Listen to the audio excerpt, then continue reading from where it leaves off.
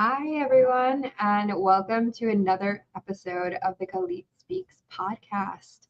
I have a returning guest for us today. Super excited because he is a wealth of knowledge and information and wisdom.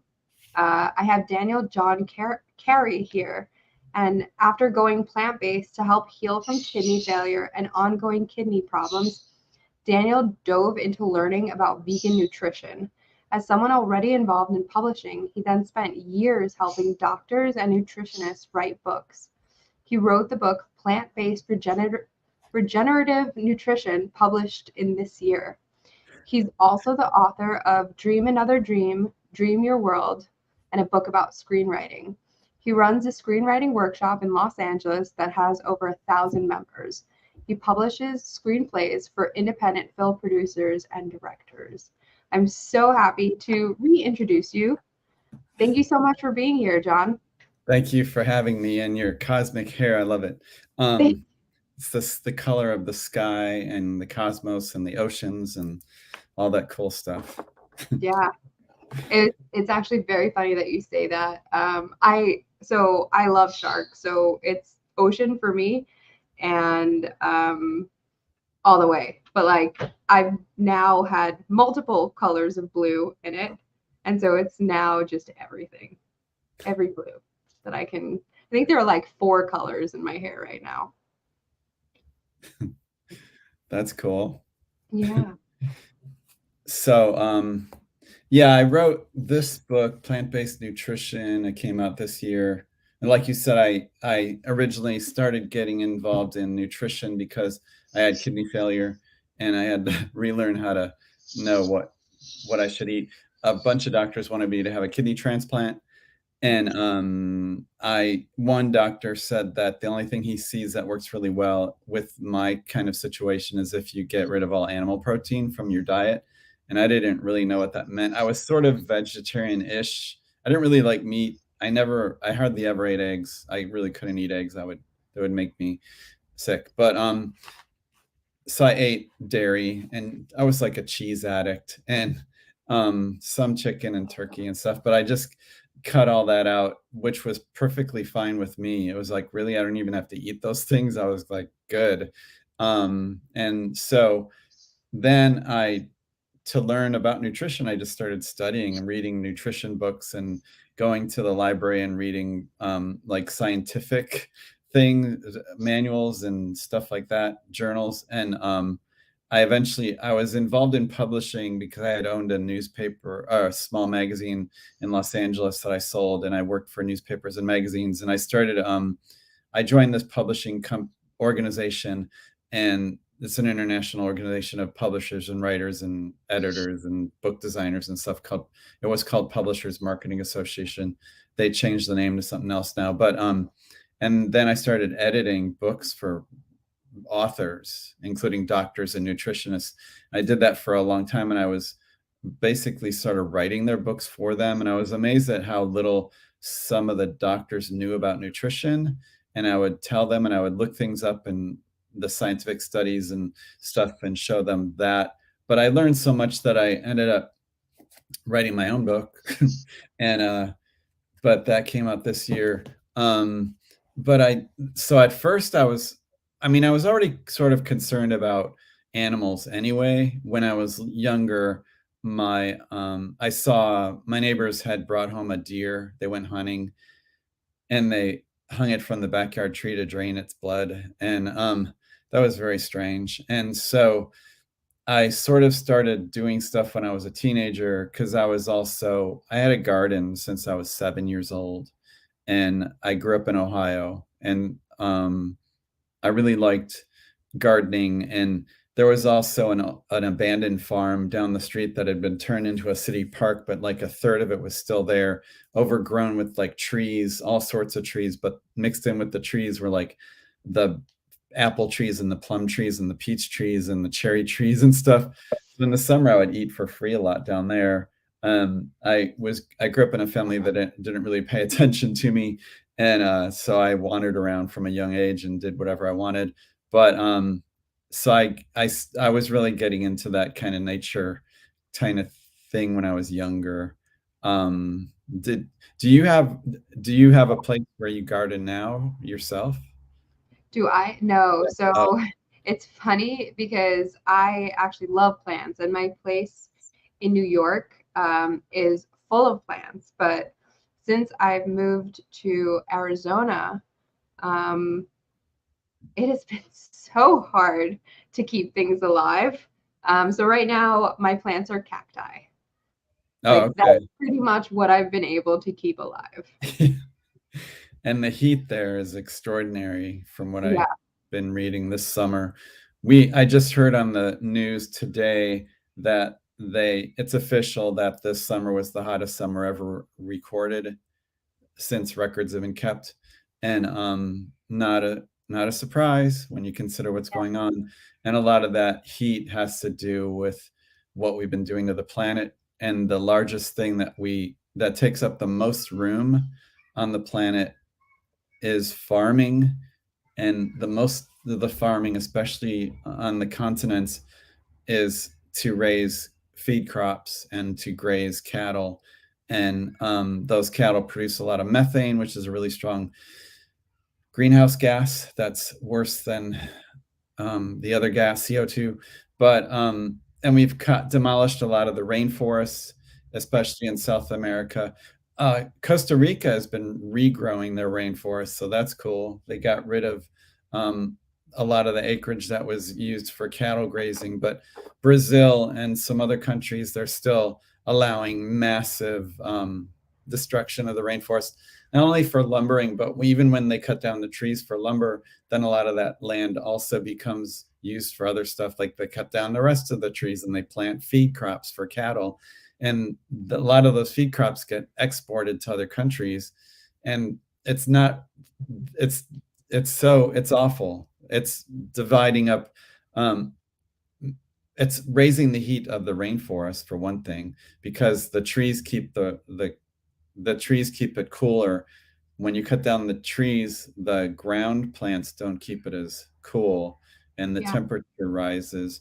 And now they're having a problem because the canopy at the top is getting hotter than it's ever been also, and the trees aren't photosynthesizing because the leaves are too hot, and they don't know exactly what's going to go on now that that's a problem.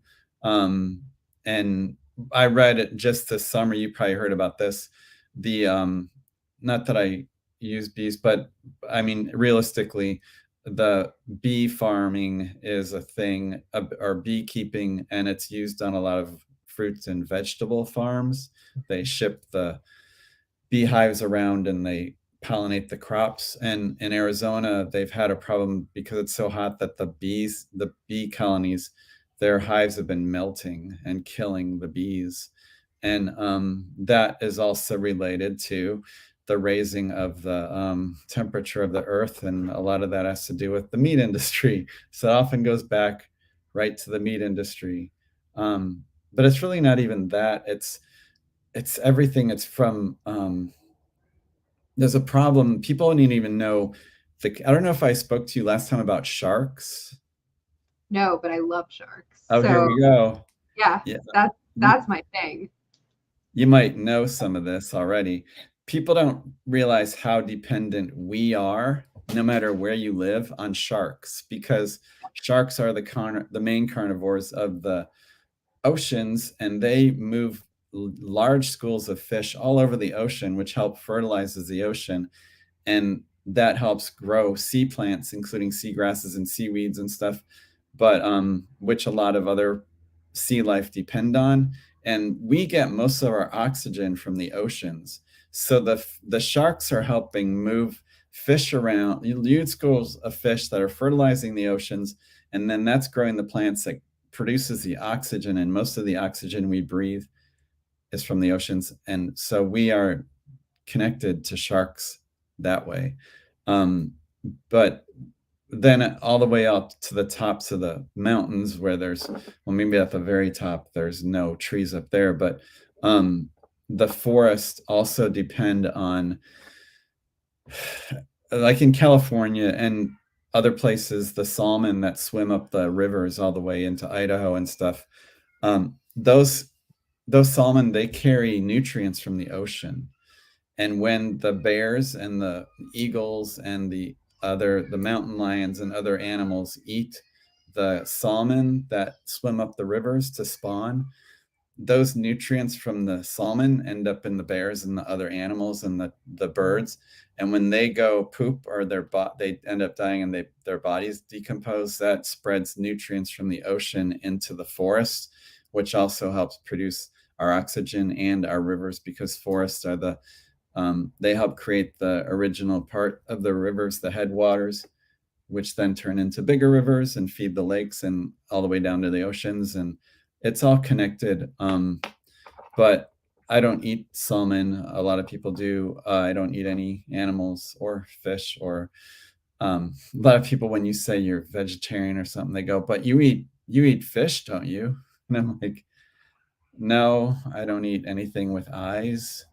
But the thing is that what I found out, and I was glad about, is that you don't need to eat animals.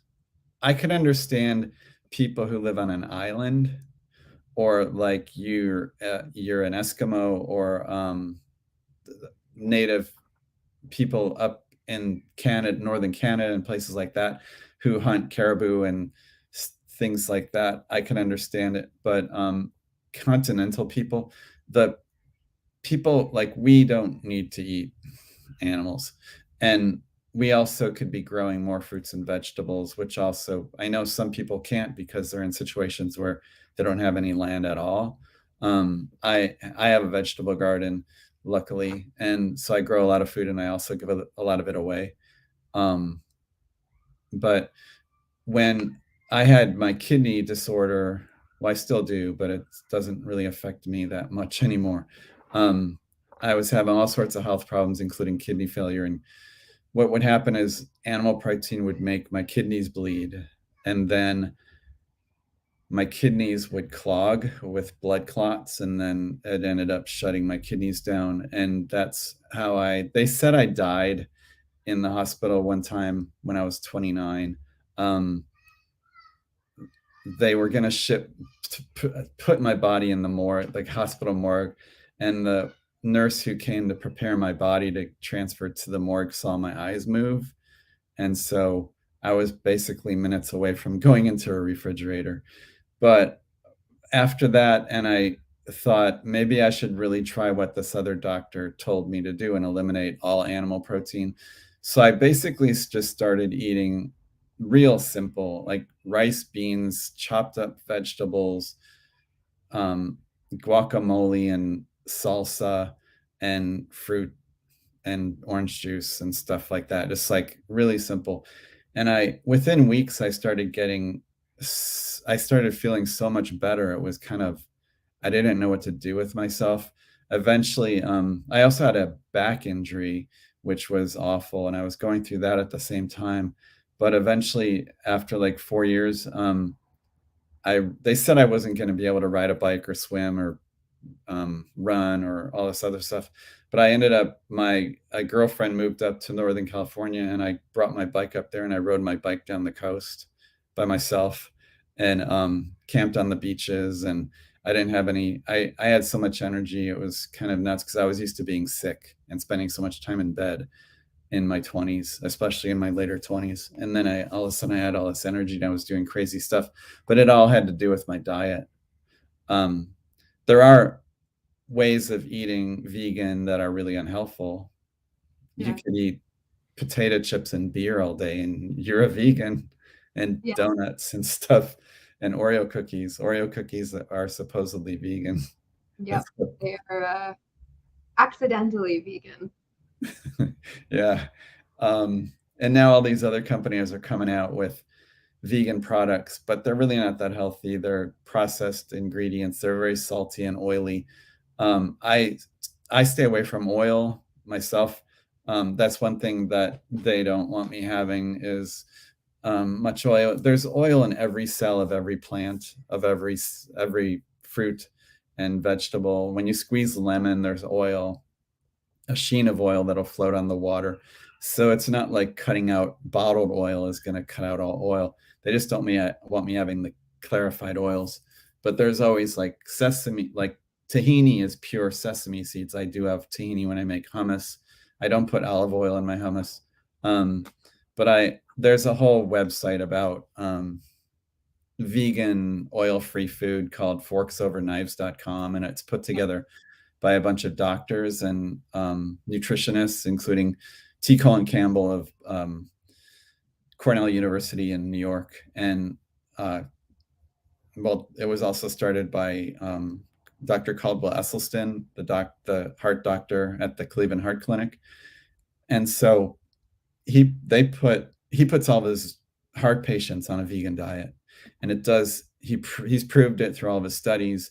And now he has many other doctors involved with his Forks Over Knives thing, where they've done all sorts of studies. And yes, it does reverse heart disease and eliminate type 2 diabetes and improve the condition of other diabetics, and reduce the incidence of arthritis and osteoporosis and all this other stuff if you eat a healthy vegan diet. But there's, like I said, there's a lot of these companies coming out because they know it's a big marketing tool now that people want to eat plant-based. And one of the top documentaries right now on Netflix is a vegan nutrition documentary. I forget what it's called. Do you know what I'm talking about? Game Changers?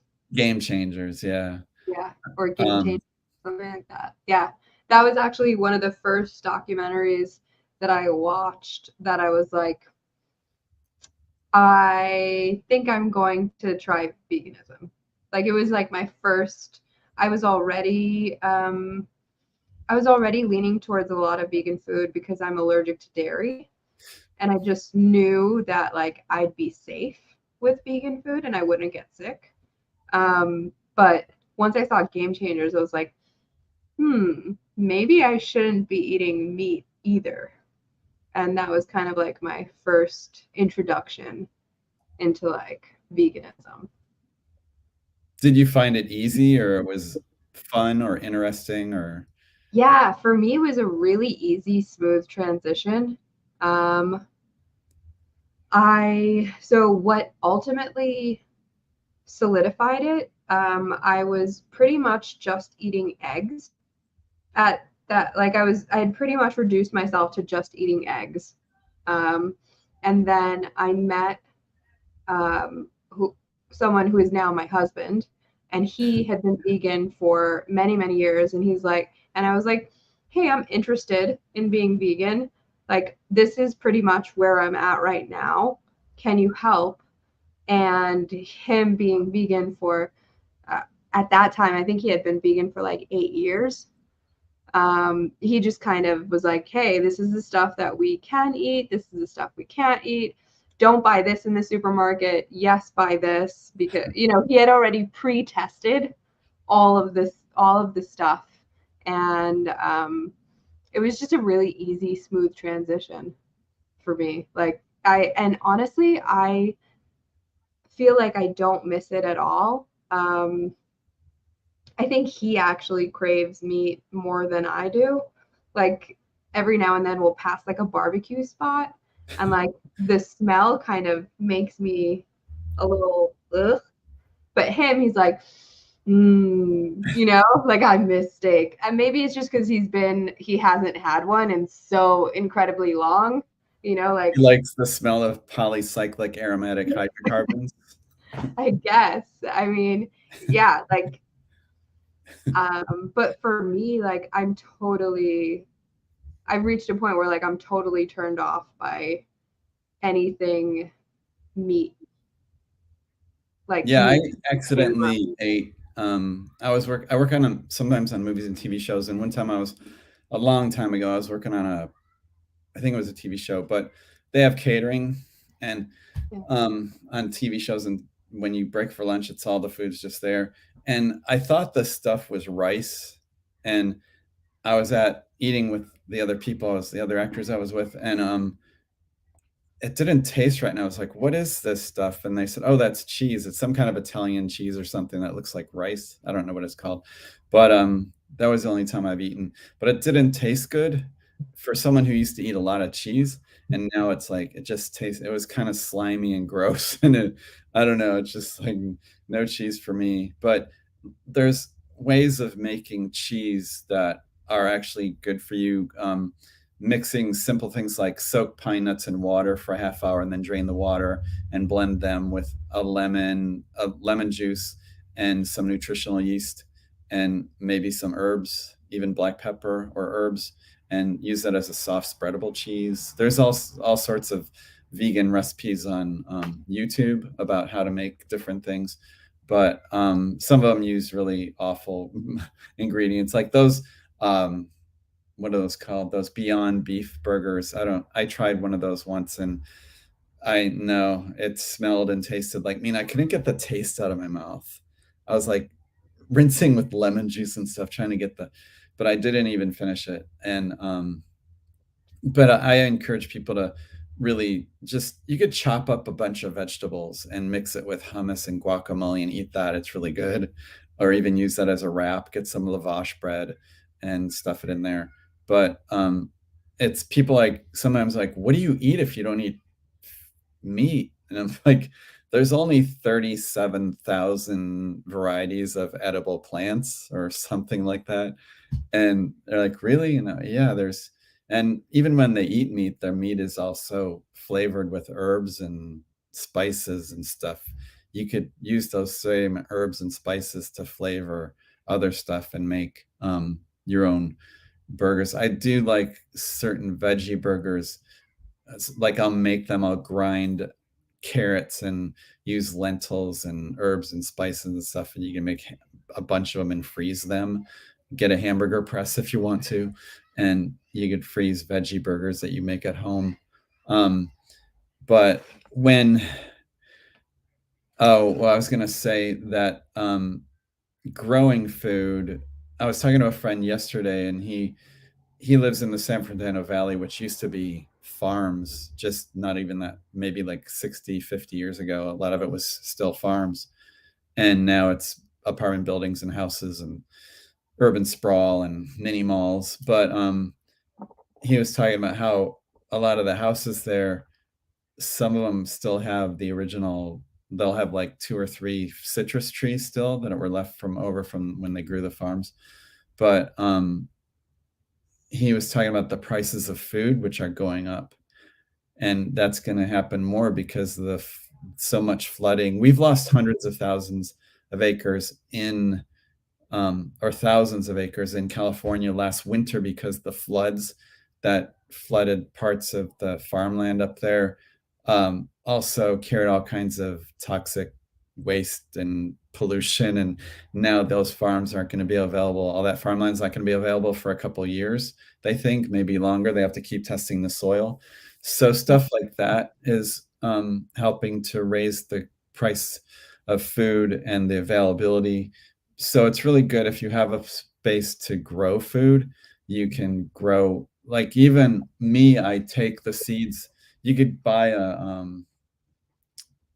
a spaghetti squash or any kind of squash from the store, get one in organic, hopefully, and take the seeds from it and plant those. And then you can just keep growing those forever. I have tons of squash right now. I keep giving them away to people, but also like I'll let some of the onions keep growing until they flower and then they form seeds, and then it just drops the seeds so that then those seeds turn into more onions. So there's ways of growing food that are really cheap. And I take all of my kitchen scraps and I compost them into soil. I actually just once a week or so, I take the big, I have a container. It's actually a fish food container from an aquarium. They threw it away, and I was like, hey, that's good because it has a sealable lid.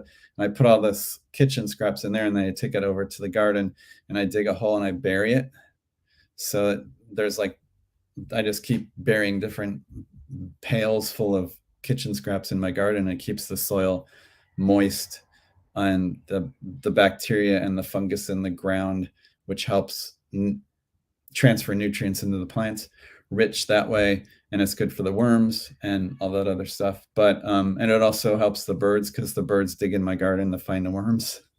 Yeah. Um, so yeah. When I was growing up, we would always buy the seeds, and there was a lady up the street who grew tomato plants, and she would sell them to all the other neighbors. I grew up in a neighborhood where there's a lot of European people, and a lot of them had their big backyard gardens, and usually it was the man in the household who kept the garden going. And there was this one guy, well, there are a few of these European men who kept their gardens going year round because they would cover them up with really thick like layers of thick plastic, and they would cover things with hay and keep things growing year round, like the potatoes and things. And because the winters in northern Ohio could get pretty brutal, but somehow that's how they learned how to do it when they were growing up with their grandparents showing them how to grow fruits and vegetables. And I wish that was more of a tradition now. Most people are reliant on stores and restaurants for every calorie they eat, and I don't think that's very wise. At least support local organic farmers, organic produce farmers. You could look up online and probably find a lot of them, or go to your local street farmers market, and that's what I do here. Yeah, ask the organic gardeners there, or ask the farmers there if they are organic, and support them. When I grew up in Cleveland, the farmers market was indoors. There's the West Side Market, and there was the Central Market. I don't know if the Central Market moved, but I worked there when I was in 11th grade, and they demolished the Central Market and they built the baseball stadium. So when you're watching the Cleveland Guardians baseball team play on that field used to be the Central Market where I worked when I was in high school. Certain cities have indoor farmers markets, but here in California, especially where I live, there's large, in Santa Monica where I live, they shut down 4 blocks every Wednesday, and farmers from all over the region come and they sell fruits and vegetables. They're not all organic, but apparently this farmers market has the most registered organic farmers in America for a street farmers market. Do you have good ones there where you live? Yeah, so there's one excellent farmers market, and it has not just farmers, it also has just local businesses. So I get a lot of my food there. Like I have like a cashew cheese vendor and like different milk vendors. So like cashew milk and coconut milk and like all different variations. And there's a place called Fluffy Vegans, which does like all homemade, but like deli meats and cheeses, and like I'll get like my Parmesan cheese from them. They make it out of nutritional yeast, and just like a whole assortment of stuff. And they have like a lot of actually vegan vendors. So like I'll go there and get vegan grilled cheese, or something else that like I wouldn't be able to get. So it's got the vegetables, it's got like breads, it's got pretty much everything, every type of vendor. I think it's like 150 vendors or something. It's like crazy big. And they have that every Wednesday and every Saturday. It's called Uptown Farmers Market. And then, which I'm actually going to start soon, there is a local farm in like the next town over that does like a delivery, like a farm box delivery of all the different an assortment of all the vegetables that they're growing, and it changes throughout the year based on what they have. They polycrop. Yeah. Yeah. So I'm going to start doing that, because I think it's just so for a while when I lived in New York, I loved Misfits Market. I don't know if you've heard of them. I've heard of it. Yeah, so I loved like not knowing what comes in the box and then having to make something out of it. And so like I really want that again, where it's just like, give me a box of, I don't care if they look pretty or whatever. I just want like fresh veggies, fresh fruits, and like I'll figure out what to make from it. Yeah, you could Google any like what recipe for, and type in whatever fruit and vegetable you have, and something will come up on YouTube. Yeah, like sometimes I didn't even know what the vegetable was called. And I'd just be like, hey, I'm going to roast it and see what happens.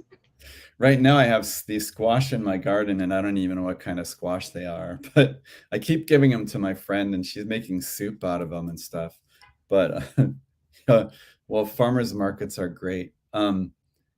We also in Santa Monica, we're supposed to compost all of our kitchen scraps anyway. I think it might be a law in California now or something.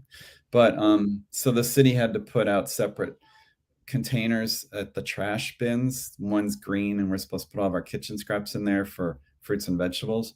So they're doing that, and they're trying to reduce the amount of methane and stuff that's rotting in the Yeah. landfills. So there's good things happening like that. Well, when I travel, there's always that concern of like, what am I going to eat? And my friend owns Bear Bar. Have you ever had those? I'm not sure. He's in San Diego. His name's Brian Bowers, but he started this company called Bear Bar, and it's a nutrition bar, but it's like a salad. It's not sweet. It's like a cracker sort of, but I crumble them up and I put them in salad. But if you look up bearbar.com, it's a white label, and he's just coming out with three other flavors. And he started it a few years ago before the pandemic, and then the pandemic almost killed his business. Luckily, he was able to pull through, and now he has his own industrial kitchen where they're manufacturing the Bear Bars. They have 5 ingredients, at least the original one, but it's like kale and cashews and dried red bell peppers, and I forget what else is in there, lemon and something else, but the original flavor. Sounds super good, because I find that a lot of vegan protein bars are super sweet, and I am not big on sweet. Well, Bear Bars are savory, so okay. And you could crumble them up and put them in a salad. Awesome. And they're high protein. Well, they have cashew. They're actually keto, so Okay. because there's no grains or anything. There's no sugars. There's no artificial ingredients or dyes or flavors or anything, but they're very pure. I wish I had he sent me a box, and I was sharing them with people. He sent me a case, and I was giving away to like coffee houses and stuff around here. And then, a friend of mine, you mentioned the company that makes vegan meats. There's actually a vegan deli in LA. It's in the Huntington Park, or I forget the name of it, near Pasadena, South Pasadena. What's that? Vegan butcher? What did you say? The vegan butcher? Yeah. It's something like that, because I've heard about it and I've been wanting to visit it to see like what they have.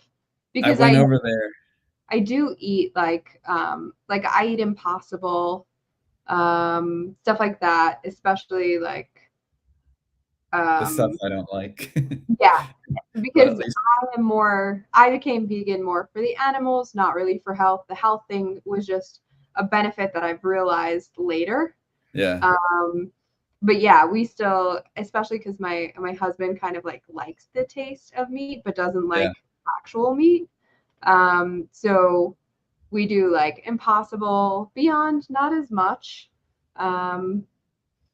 but things like that. So yeah, I'm interested in seeing it. Yeah, it gives people options. This woman I know, she was making Beyond Burgers or whatever for her husband and not telling him that it was, and he didn't know for months, and that he was eating vegan burgers. But I guess they taste that similar.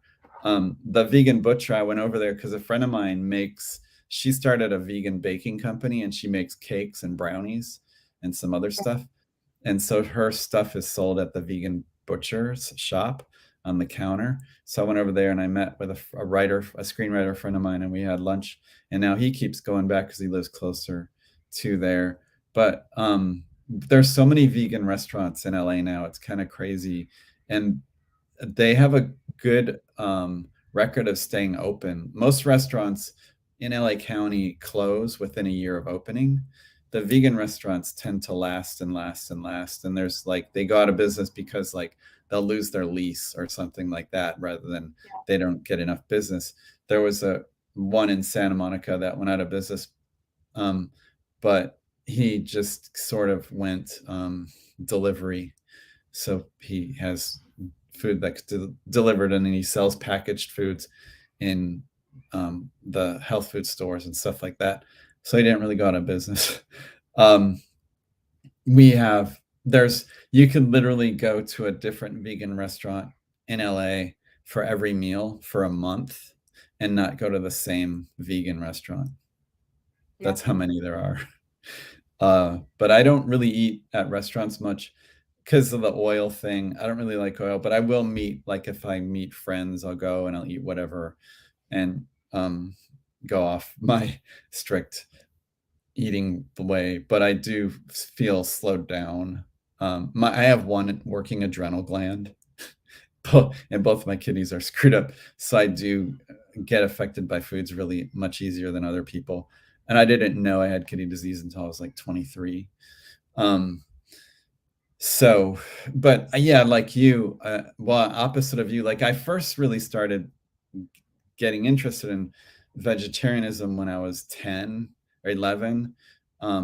11, I forget, it's in my journal. When I was a kid, I used to write everything down. But when I saw that deer get killed, or that dead deer get what they did to it.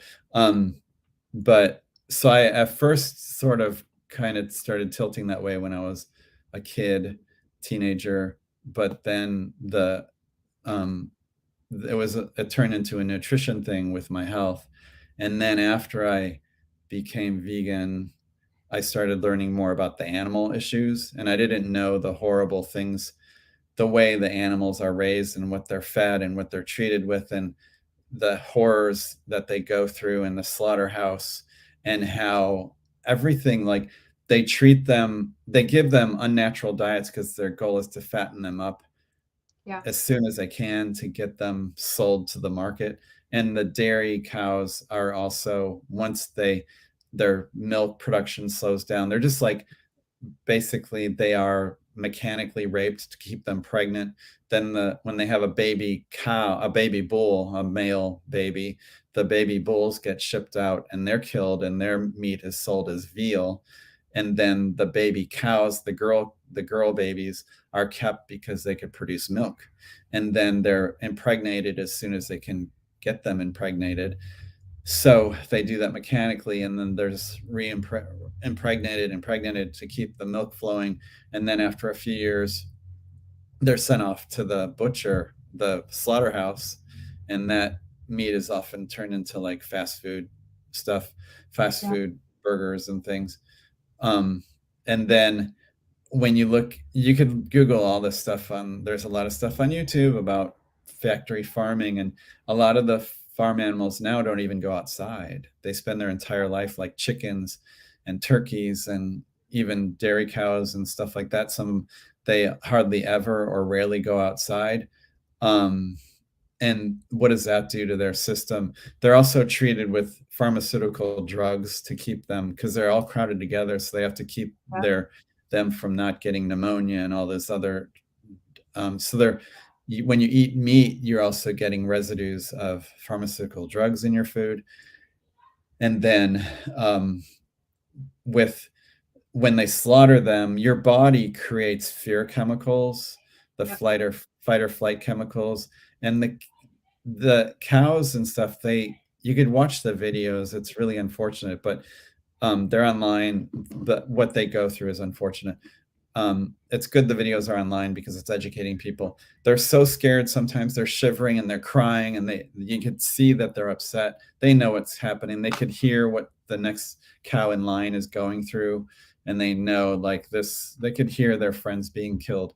But the chemicals that rush through their system are also the fear chemicals that end up in the meat. And it's interesting. I don't know if there's been an official study, but what does that do? What do those chemicals do to us?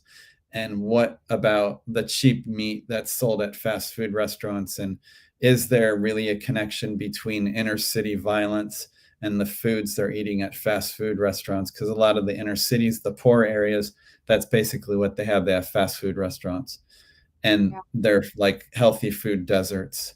And there's a guy, I wish I could remember his name, in central LA or South LA, who started growing food and teaching his neighbors how to grow food. And he actually got a law passed in Los Angeles so that you could plant your tree lawn, the lawn between the sidewalk and the street, the tree lawn. You're allowed to plant that as a vegetable garden now in LA if you live in LA. So a lot of people are doing that. And I wish I could remember his name. He's a Black man, and he's done like TED Talks and stuff like that, but he's really a good guy, and he's made positive changes in people's lives by helping them to grow food and also get the law passed. His name is in my brain. So if the less we contribute to animal farming, the better. When you consider that we don't even need that, Yeah. why are we killing all these animals, billions and billions per year, when you consider all the fish killed, taken from the oceans, and how it's depleting the oceans of life? And also, when you talk about sharks, people kill sharks. Fisher people, or whatever you want to call them now, they shoot sharks because the sharks eat the fish. Yeah. And then also people are killing sharks because they simply cut off the fin and then let the shark die, because the shark can't swim without its fin. And that's a problem, because how many sharks per year are we killing? Like 2 million or something? It's huge numbers. It's huge numbers. And the entire ecosystem of the ocean suffers. Like the healthiest, the mark of a healthy reef is how many sharks it has. And if it does not have sharks, it is an unhealthy reef.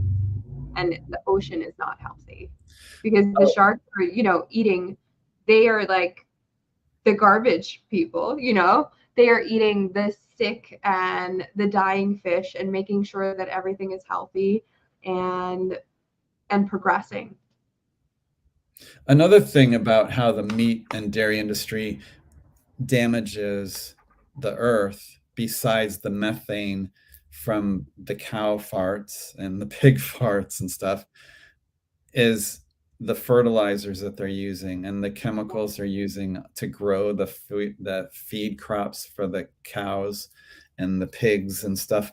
A lot of the fish now taken from the oceans ends up as feed for farm animals, as high protein feed. So they're taking all the fish and the bits of what's left over from when they cut the fish apart and sell the parts to the humans, and they take the waste products, and that's sold off as high protein ingredients for cattle feed and pig feed and stuff. But the chemicals that they're using to grow the soy and the oats and things and the hay and other things fed to the farmed animals are ending up in the water system and making the algae in the rivers and the lakes bloom so strongly that it kills off other forms of life. And then these bacteria that eat the dying algae also absorb so much oxygen that it keeps the oxygen level in the lakes and the rivers so depleted that the rivers and lakes can't support the other forms of life. And then those chemicals end up going down the rivers like the Mississippi and other rivers around the world and ending up in the ocean. The Gulf of Mexico has so many dead zones, especially near the mouth of the Mississippi River. For now, I think it's like as large as the state of New York or New Zealand or something in the Gulf of Mexico. That's considered a dead zone with oxygen so low that it can't support other forms of life. And that is from the cattle industry raising food for the livestock industry so farm animals could eat. So what are we really doing? The largest dead zone is over in the Middle East.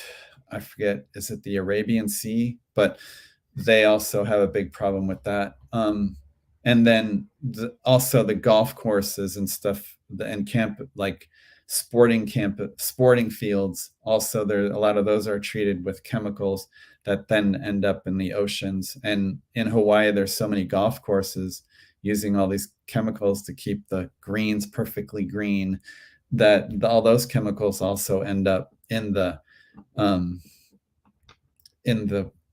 oceans. In Arizona, you probably heard about the crops they're growing for the Middle East. Yeah, that Yeah. certain pieces of land have just been sold to foreigners and they're just growing crops on it. Yeah, they got it. And we have such a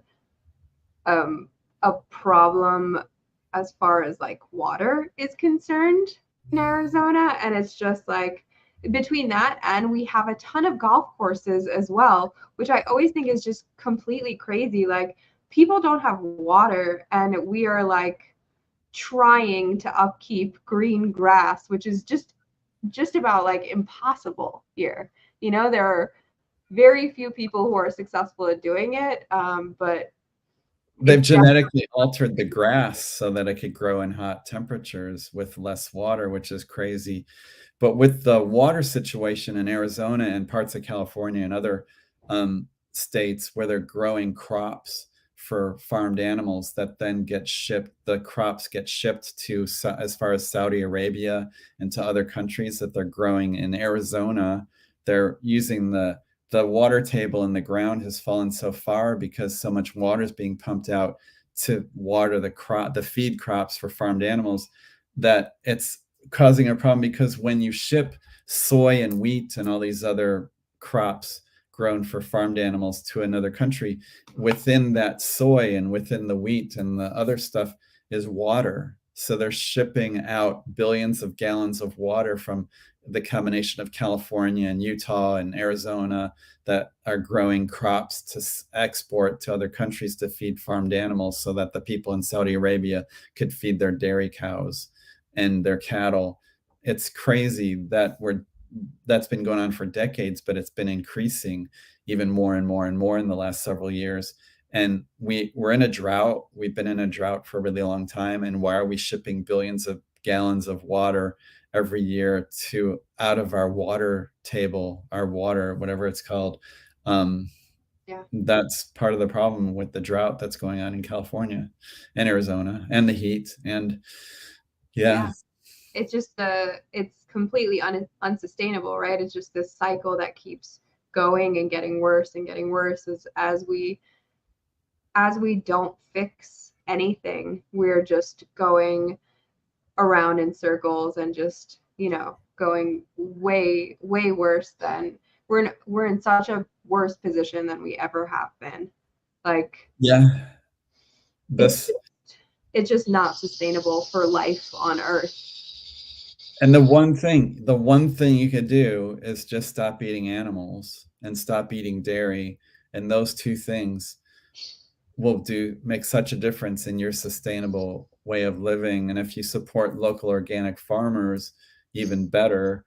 And if you just, stop eating processed food, it reduces the plastic garbage that's going into the world.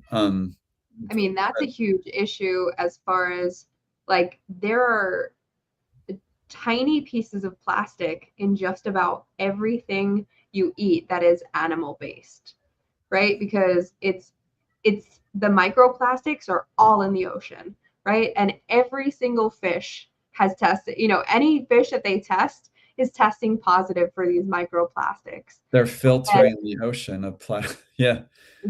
And then these microplastics, if you're eating fish, you're eating the microplastic.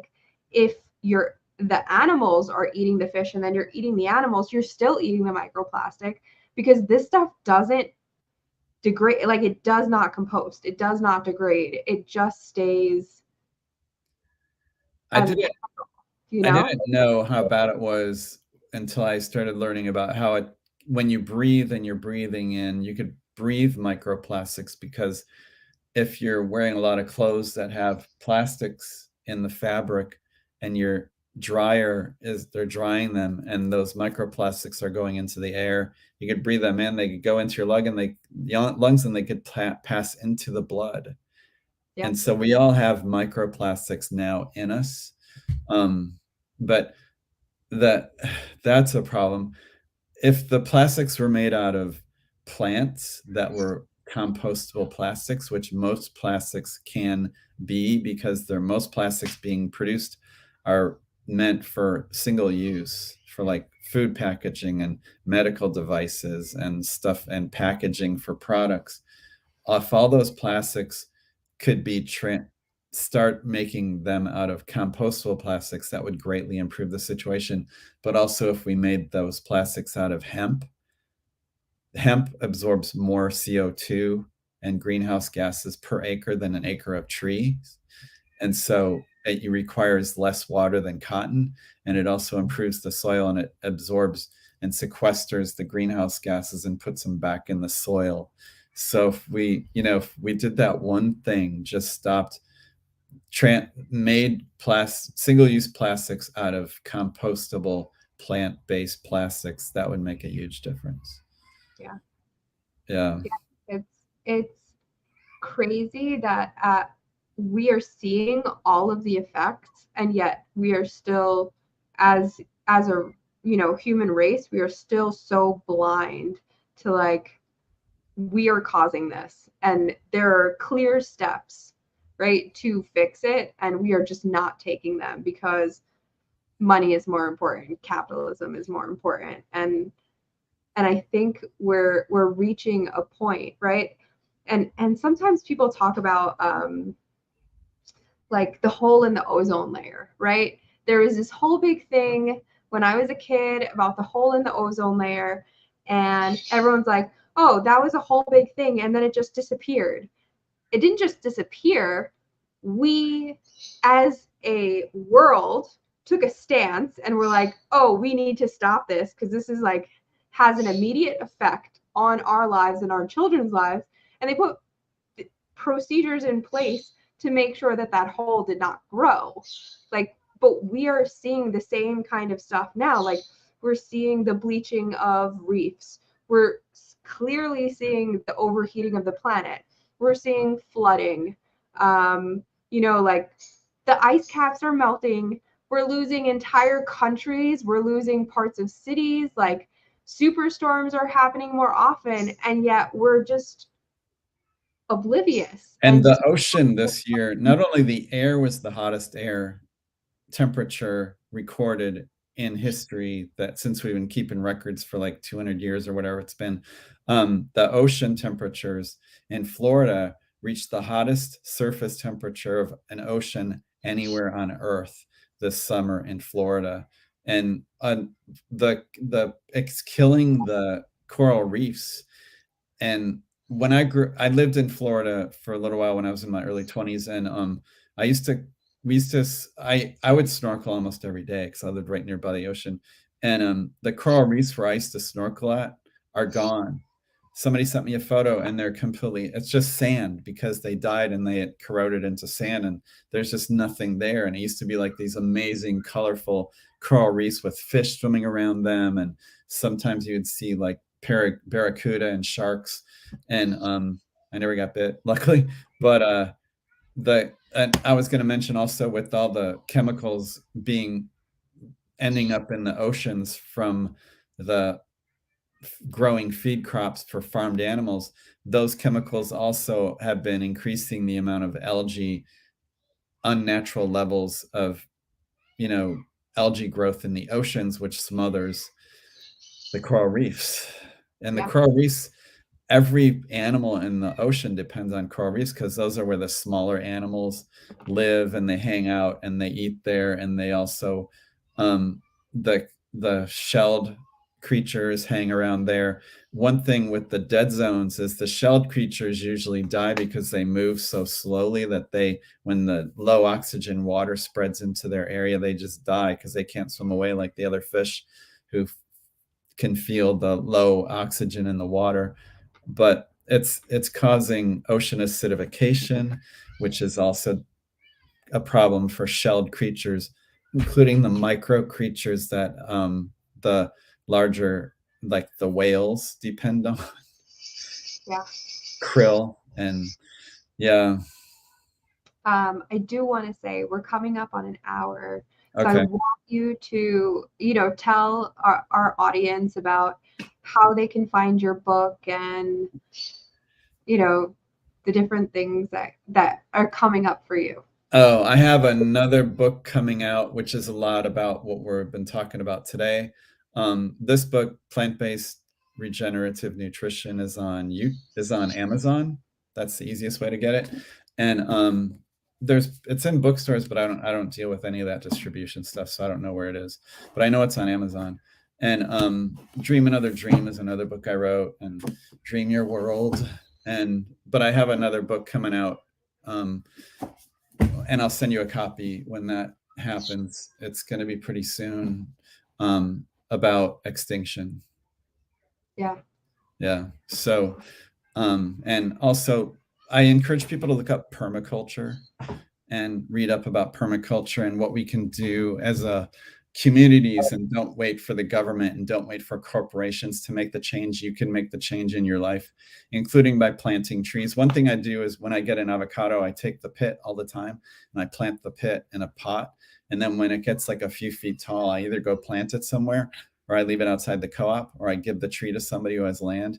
And I've been planting dozens and dozens of avocado trees every year by doing that. So look up permaculture and see what you can do for your local neighborhood or community. Yeah. Thank you so much for sharing all of your wisdom and coming on and talking about everything that matters to me, right? We even touched on sharks today, which is an amazing surprise. I really appreciate it. Thank you so much. And I hope that everyone goes out and gets your books. I'm in the middle of reading mine, and I highly recommend it because I also had a medical issue that later in life I learned that being vegan is actually helping it as well. So it's just about everything in your life is affected. And if you haven't watched Game Changers, definitely watch it because that opened my eyes to a lot. And Forks Over Knives. It's an older Forks. documentary, but that's really good too. Yeah. Thank you so much for being here. If you're watching this now or you're watching this on the replay, please make sure to like, subscribe, and share this with anyone that you think needs to hear it. And if you love this podcast, then binge watch the rest.